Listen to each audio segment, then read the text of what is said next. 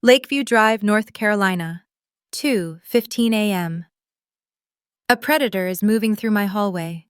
My name is Chloe Greene, and I am watching a shadow slip through the darkness of the home I sacrificed everything to build.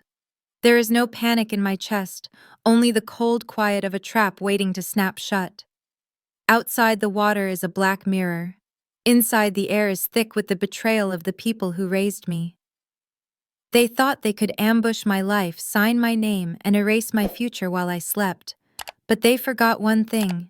This is my house. Listen to find out how I survived the night.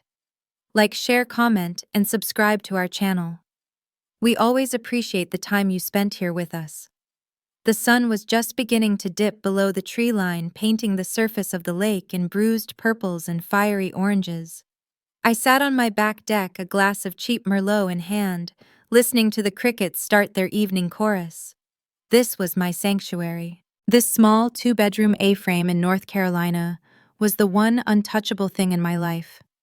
After a brutal breakup that left me emotionally hollowed out, and 5 years of grinding through 70-hour work weeks to clear my debts, I had finally clawed my way to this quiet freedom. I believed in the old-school American dream, self-reliance, hard work, and the absolute fairness of earning what you keep. I didn't mooch off the people I loved, and I didn't ask for handouts. I expected the same in return. I took a sip of wine, letting the silence settle in my chest. It was a hard-won silence. I'd grown up blue-collar, the first in the Greene family to graduate college, and the burden of that success had been heavy. I spent my 20s working insane hours in retail management and later in high-stress tech support, sacrificing my nights, skipping vacations, and eating ramen so I could send checks home. When my dad Mark got laid off, I paid their mortgage for 6 months. When my younger sister Amber wanted to go to cosmetology school, I paid the tuition. I even paid off her car note so she wouldn't have a lien on her credit. My older brother Jason had moved to Texas years ago and drifted away smart enough to put distance between himself and the family dynamic, but I had stayed in the trenches. I had sacrificed everything to keep them afloat. But sitting here now, watching the water, I felt like I had finally paid my dues. I was free. Then the doorbell rang. It wasn't a polite, tentative ring. It was a long, demanding press that shattered the evening calm. I frowned, setting my wine down. I wasn't expecting anyone. I walked through the living room, unlocked the front door, and froze. My parents, Linda and Mark, stood on the porch, flanked by Amber and her husband, Derek Holt. They were surrounded by rolling suitcases and bursting plastic grocery bags. They were all grinning. No text, no call. They had just ambushed my life. "Surprise?" Linda squealed, pushing past me before I could even speak. "Oh, Chloe, look at this place. Though honestly, that driveway is a nightmare. You need to pave that." Mark followed, dropping 2 heavy duffel bags in my entryway with a thud.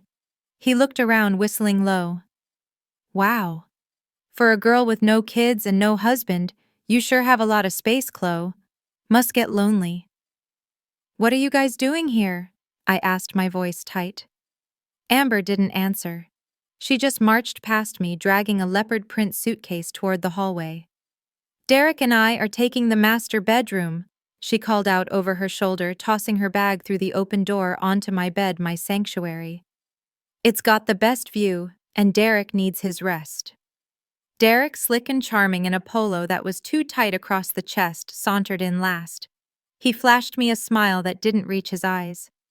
"Beautiful spot, Chloe. Really prime real estate." He didn't ask how I was. He walked straight to the mantel, picking up a framed photo, inspecting the room like an appraiser. "So is this fully in your name? Or is the bank still holding the majority note? You built up any serious equity yet?" The invasion was swift and absolute. By the time dinner rolled around, I felt like a stranger in my own home. Derek had taken the seat at the head of the table, my dad's old seat, the position of authority. He had opened a bottle of expensive Cabernet I had been saving for a promotion celebration without even asking. "You know, Chloe," Derek said, swirling the wine I paid for, "property values in this county are skyrocketing. Smart investors know when to liquidate. It's a waste, really. All this potential equity sitting here while you just live here alone. It's not an investment, Derek. It's my home, I said, trying to keep my voice steady. Linda chimed in, shoveling mashed potatoes onto her plate. But think about the family, sweetie. You know we could all use a fresh start.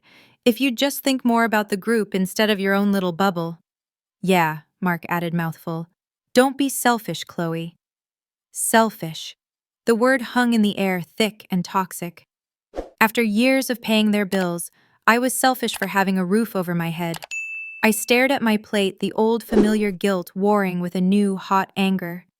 Then came the violation that snapped something inside me. Halfway through the meal, Amber laughed, a sharp, joking but not joking sound. By the way, tomorrow morning I want breakfast on the table at exactly 500 a.m. Derek has his routine, and you know how he gets if his stomach's empty. You're the homeowner, Chloe. That's your job, right, hostess with the mostest? My parents smiled and nodded as if this was the most natural thing in the world, as if I was 12 years old again, existing solely to serve the family unit. I felt the old power dynamic closing around my throat, threatening to choke me. But I had practiced swallowing my rage for decades. I forced a sweet, tight smile. Sure, no problem. 500 a.m. Later that night, I sat alone in my kitchen while they slept in my beds. I pulled out my phone and opened a shopping app. I scrolled until I found it. Deep Cleanse Herbal Tea, Extra Strength. The reviews warned of severe cramping and immediate evacuation. I selected same-day early morning delivery. It wasn't poison. I wasn't trying to kill them. I just wanted to give them a shock. A physical manifestation of the crap they were putting me through. You ambushed my home, I whispered to the empty room. You've sacrificed nothing, and still I'm the one expected to bend. I hit purchase. Tomorrow we're resetting the rules. I set 2 alarms on my phone, one for 4:00 a.m. to brew the tea, and a second one labeled simply Backup Plan B. I smirked, turning off the kitchen light, leaving the house in darkness.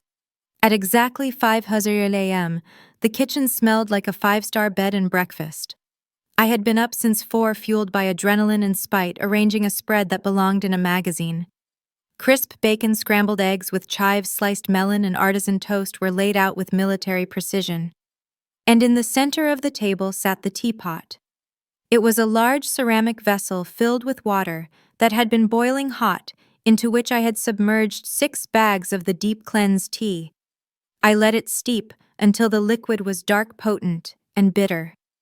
I masked the edge with a generous squeeze of honey and a slice of lemon. The family shambled in bleary-eyed but expecting service. Derek sat at the head of the table again, surveying the food with a nod of approval. Now this, he said, gesturing with a fork, is service. See, Chloe? It's not that hard to be hospitable. Amber smirked, grabbing a piece of bacon. Maybe you're finally learning what it means to be part of this family. It's about making an effort. My parents sat down, looking relieved that I was complying. Pass the tea, sweetie, Mom said. I've been feeling so bloated from the travel. A good herbal tea is just what the doctor ordered. I poured for everyone. It's a special blend, I said, my voice steady. Supposed to be very effective for the system. They drank it eagerly. Derek downed 2 cups, joking about getting regular and how good health started with the gut. They ate my food, drank my tea, and lectured me on my attitude, completely unaware of the timer ticking down in their stomachs. The fallout began 45 minutes later. It started with a low groan from Derek, who suddenly went pale and clutched his midsection. He bolted from the table, knocking his chair over as he raced for the downstairs bathroom. Moments later, Amber's face turned a sheet white, and she sprinted for the stairs. My parents were next, breaking into cold sweats, complaining of dizziness and sharp cramps. The house became a cacophony of slamming doors and groans. I stood in the kitchen, perfectly calm, and dialed 911.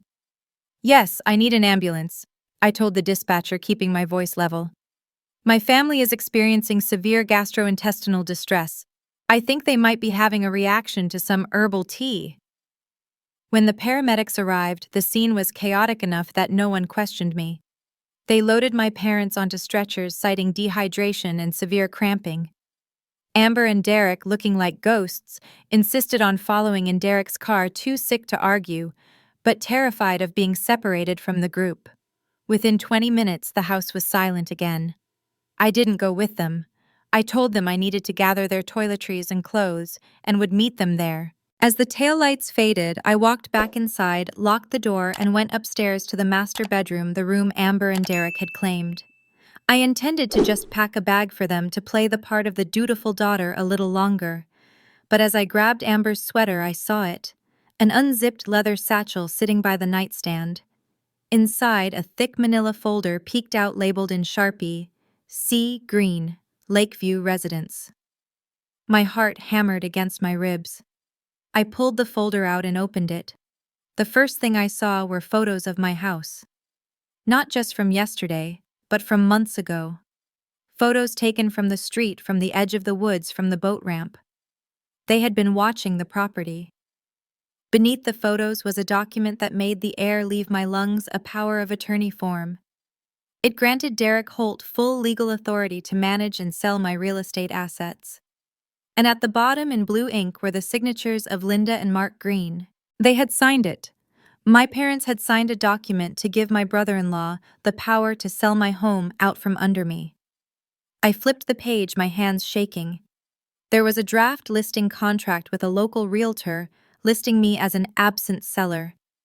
There was a spreadsheet of other names, mostly elderly people, with notes in the margins like, no children, isolated, and ready to cash out.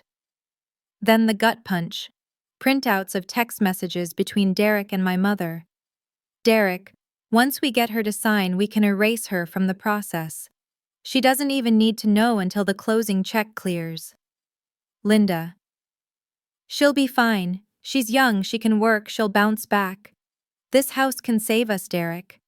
And a handwritten note on a sticky pad in Derek's handwriting.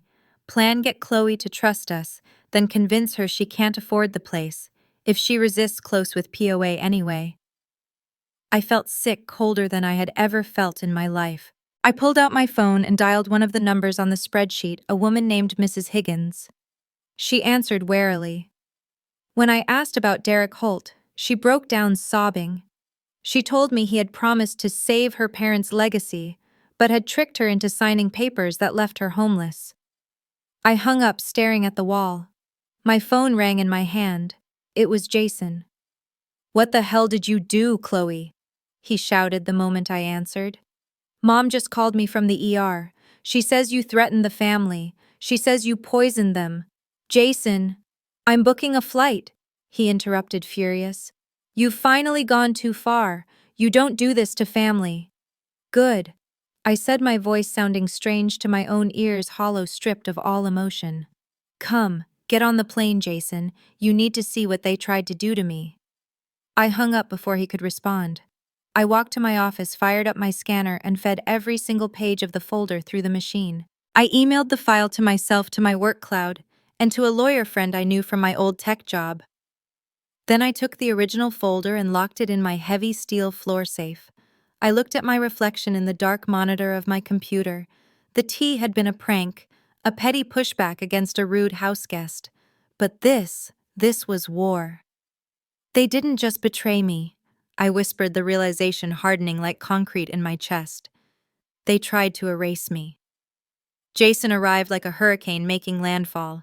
I heard his rental car screech into the driveway, followed by the heavy thud of his work boots hitting the porch steps. He didn't knock. He pounded on the door with a fist that had spent years wrestling oil rig machinery in Texas. When I opened it, he looked ready to tear the house down. His face was red, veins bulging in his neck, radiating the fury of a protective older brother who believed his little sister had turned into a monster. Mom says you tried to poison them, he spat, pushing past me into the kitchen. Dad says you've lost your mind. What are you doing, Chloe? Since when do you hurt family? I didn't argue. I didn't raise my voice. I simply walked to the kitchen island where my laptop was already open and waiting. Sit down, Jason. I'm not sitting. I'm taking them out of here and… Sit down. My voice was cold steel. It stopped him. He glared at me but pulled out a stool. I turned the laptop screen toward him. Look at the signatures. The power of attorney document filled the screen. Jason squinted, his anger faltering as he recognized the loops of our mother's handwriting and the sharp scratch of our father's.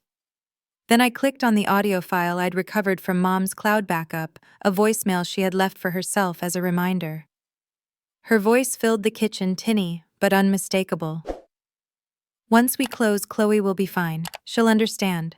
The house will finally be used for the family, not just her little single life. Derek says the market is peaking. Jason's face collapsed. The rage drained out of him, replaced by a gray, sickly realization. He slumped over the counter. I sent them $5,000 last month, he whispered. They said Dad needed surgery. They never mentioned selling your house. We're calling the police, I said. We called the county sheriff's financial crimes unit. When I mentioned Derek Holt, the detective on the line actually interrupted me. He knew the name. He had received complaints before, vague reports of elder fraud that never stuck because the victims were too embarrassed to press charges. But this time, we had hard evidence. Do not touch anything else in that bag, the detective ordered. We're sending a deputy and applying for an emergency warrant. If he realizes the folder is missing, he'll come back for it. The deputies arrived within the hour, reviewing the files and setting up inside the house. My sanctuary was now a sting operation. Jason and I sat in my office in the dark, watching the live feeds from my security cameras on a second monitor. The house was silent, a trap waiting to be sprung. At 2:15 a.m., the motion alert pinged. On the back door camera, a figure in dark clothes and a ball cap slipped the lock with terrifying ease. It was Derek. He moved like he owned the floor plan, avoiding the creaky floorboard in the hallway that I always stepped on. He wore latex gloves and carried a heavy backpack. He didn't go to the guest room, he came straight for my office. He slipped through the door, his flashlight beam cutting through the dark, and went directly to the hidden wall safe behind my bookshelf. He began spinning the dial, muttering curses, clearly expecting the folder to be there. He thought he was cleaning up a loose end. Then the closet door burst open. Sheriff's Department hands, let me see your hands. The room exploded with light and noise. Derek scrambled back, trying to charm his way out of it, even as he was being shoved against the wall. Whoa, hold on. This is my family's house. I'm just looking for documents my mother-in-law left. Cuff him, the lead deputy said. They searched his backpack right there on my rug. It wasn't just empty space for files. Inside, they found a thick wad of cash, a fake ID with Derek's face, but a different name, a USB drive labeled Master List, and a snub-nose revolver with the serial number filed off. As they marched him out, cuffed and scowling, he didn't look at the deputies. He looked at me. There was no remorse in his eyes, only the cold, dead calculation of a predator realizing his prey had bitten back. The sun rose on a shattered house. Jason and I sat at the kitchen island, exhausted, nursing cold coffee. At 7:00 a.m., a taxi pulled up. My parents and Amber walked in looking haggard from their hospital stay, but armed with righteous indignation. They didn't know Derek had been arrested. They only knew I was the villain. Linda was sobbing before she even cleared the doorway. Chloe Greene, you have a lot of explaining to do. Attempted poisoning. Do you have any idea how sick we were? Fix this. Mark demanded, his voice shaky, but authoritative. Drop whatever nonsense you're planning and apologize. Where is Derek? Amber snapped, looking around frantically. Derek is in a holding cell, I said. The silence that followed was absolute. What? Amber whispered. I hit play on the laptop again. Mom's voice echoed through the kitchen. Chloe doesn't have kids. This house is wasted on her. Then I held up the printout of the texts. She doesn't even need to know. You ambushed my home, I said, my voice trembling but clear. You planned to sell it without telling me. You were willing to sacrifice me, your own daughter, so you wouldn't have to face the consequences of your poor choices. You didn't just betray me. You tried to erase me. Amber's face twisted. You're being so dramatic. Family forgives Chloe. You're ruining all of our lives over money." I looked out the window. A white van was pulling into the driveway. The side read, "Smith & Sons Locksmith." "No," I said, turning back to the people who had raised me. "I'm not ruining your lives. I'm just finally protecting mine."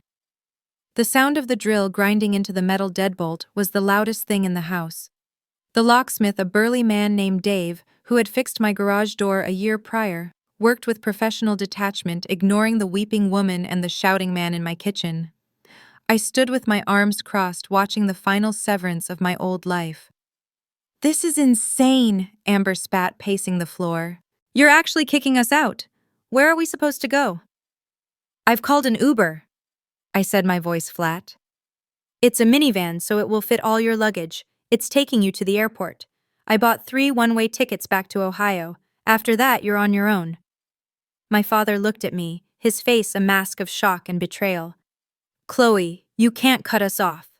The mortgage back home. We counted on the sale of this place to bridge the gap. If you do this, we lose everything."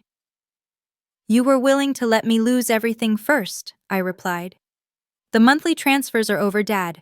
No more rent help, no more car payments for Amber. I am done setting myself on fire to keep you warm." Amber lunged forward, stopping just short of grabbing my arm when Jason stepped between us.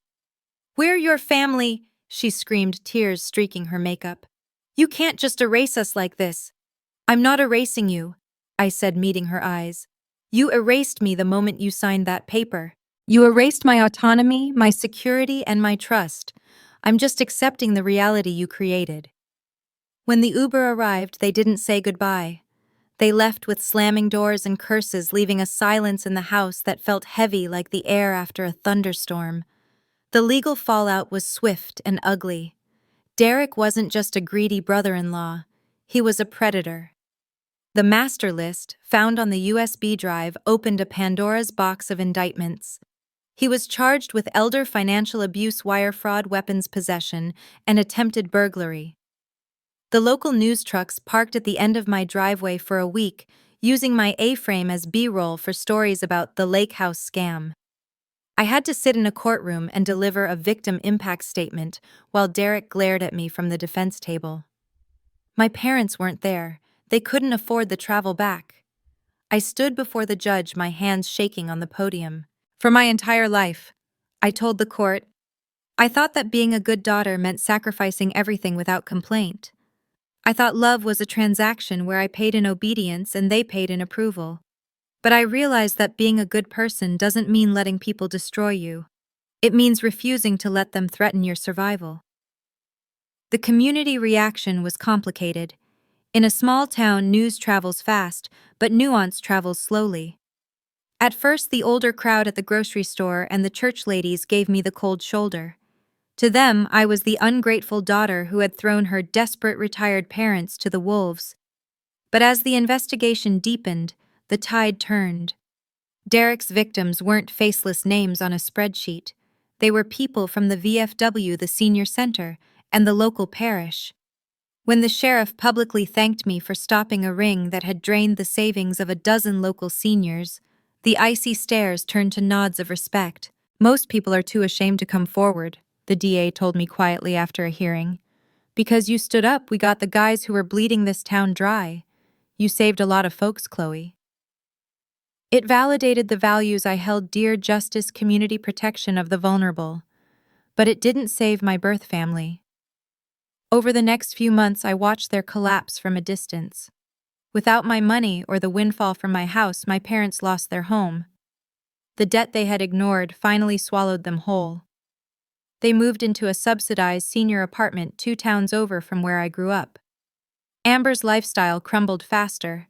Her car was repossessed, and she was forced into a tiny apartment working the closing shift at a diner to make rent. They didn't learn. They didn't apologize.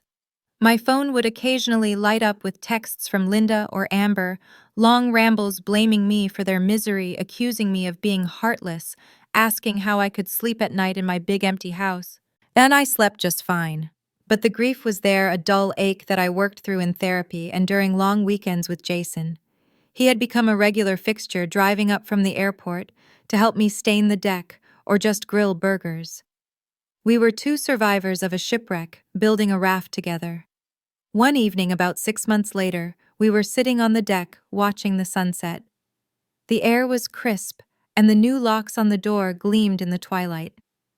Jason took a sip of his beer and looked at me sideways. If they ever really changed Chloe, like really owned it and apologized, could you forgive them? I looked out at the water, thinking about the ambush, the tea, the folder, and the predator in my hallway. Maybe, I said softly, I might forgive them someday for my own peace. I took a breath and looked back at him. But the locks stay changed. It has been 18 months since the ambush, and the view from my back deck has changed. Not the lake itself, the water is still that same steady deep blue, but the way I look at it is different. I used to look at this water and see a finish line, a place to collapse after a race I was running for other people. Now I see a starting line. I walked down the stone path leading to the dock this morning, my bare feet cool against the slate. I stopped to prune the white roses I planted last spring. They are massive now, a thick, thorny hedge of blooms that lines the walkway, sweet-smelling and impenetrable. They act as a beautiful barrier, a living wall that says this far and no closer. The silence here is no longer heavy. It's peaceful. The noise of the past year has finally faded. Derek is currently serving year 1 of a 12-year sentence in a state penitentiary. The master list ensured that he wouldn't see a parole board for a very long time. A restitution fund was set up for his victims, and while Mrs. Higgins and the others won't get everything back, they got enough to stay in their homes. As for my parents and Amber, they are strangers to me now. I don't know where they spent Christmas. I don't know if Amber kept her job at the diner. I don't know, and for the first time in my life, I don't feel the crushing weight of responsibility to find out. My house is no longer just a fortress. It's a hub. On Saturday mornings, the silence of the lake is broken by the clacking of keyboards and the chatter of teenagers. I started a small coding club for local high school kids, teaching them the skills that got me out of poverty. I want them to know that their brains are their ticket to freedom, that they can build a life no one can take away. On Tuesday nights, the living room looks different. I host a support group for women recovering from financial abuse. We drink coffee, not wine, and we talk about the things no one wants to admit: the shame of having your credit ruined by a spouse, the guilt of saying no to a parent, the terror of opening a bank statement. I tell them my story not as a tragedy, but as a roadmap. I tell them that financial independence is the strongest shield a woman can carry. I've met someone too. His name is Sam. He's a carpenter who helped me build the raised beds for the garden. It's new and it's slow. He doesn't try to manage my money, and he doesn't ask me to fix his life. He just likes who I am. It's a simple, grounded thing, but my stability doesn't come from him.